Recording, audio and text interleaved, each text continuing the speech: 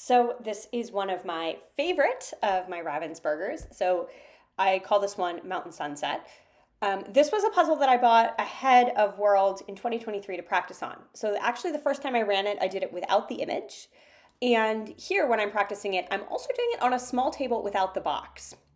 Because I'm working on a small table, I'm not being as efficient as I should be in terms of flipping.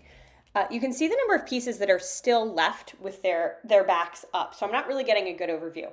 And you can also see how, because again, I'm struggling with working with the space, I'm actually pushing those unflipped pieces on top of that yellow before I sort of drag it into the center of the puzzle. So here, building out the sky, so the bright yellow is easy to see, so started with that. Then started to build the similar colors around it. So using that really bright spot as a base, then radiating out towards the sky and the mountains around it. And then occasionally, as I see them, putting in some border pieces to help get the puzzle framed out and make a little bit of space. So you can see here too that there's a similar color in the water as there is to the sky. So that's a reflection of the sunset. And so as I'm seeing those water pieces, I'm also grabbing and assembling them. The thing is it's hard for me to just selectively grab up here for the sky because it all looks the same.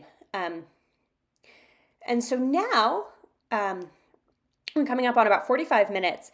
I've managed to get the border done and I've got most of this, both the sunset and the water underneath. So now the challenge is going to be filling out the rest of the sky. That's sort of that lighter grayish blue. And then after filling out the lighter grayish blue, the challenge becomes, okay, there's a lot of dark stuff towards the bottom of this puzzle. How do you get that put in? And so you see here that I'm sort of opportunistically finishing the sky as I find the light colored pieces, and now just trying to figure out, okay, the mountains are a slightly lighter gray than the stuff underneath them. Let's go ahead and try to get that lighter gray in. And then as I get that lighter gray in, finishing that up and then moving on to that really dark stuff at the bottom.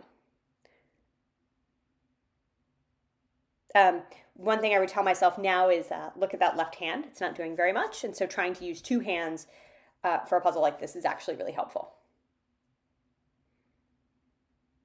And there we go.